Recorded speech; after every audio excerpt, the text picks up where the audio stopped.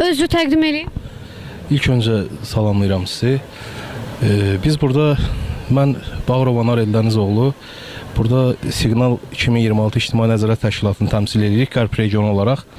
Bugün hamımıza məlumdur, bütün respublika məlumdur ki, bugün ulu öndərimizin, ümummilli liderimizin, cənab Heydər Əliyevin İnşallah 103 illik doğum gününün 103 illiyidir. Bəs bu münasibətlə biz bugün Gəncə şəhər İcra Hakimiyyətinin qarşısında ulu öndərimizin abidəsini ziyarət edirik və uca Allahdan ulu öndərimizə rəhmət diləyirik və cənab prezidentimizə, ümummilli liderimiz Heydər Əliyevin layiqli davamçısı, cənab prezidentimizə gördüyü işlərdə uğurlar arzulayırıq və təşkilat olaraq həmişə dövlətimizin və dövlətçiliyimizin arxasındayıq.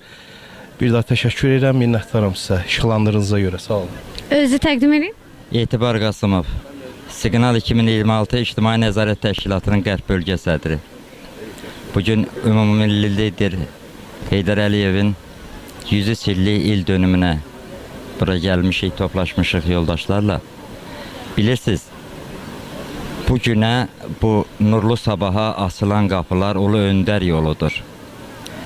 Onun davamçısı cənab İlham Əliyev bu yolu zəfər yoluna çatdıraraq bizim alnımız açıq, başı uca bugün dünya çapında sözümüzü deyə bilirik. Bunun üçün Ulu Öndərə borçluyuq.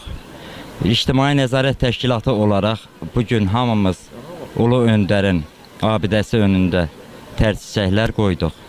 Ulu Öndərimizə bir daha Allahdan rəhmət diləyirəm.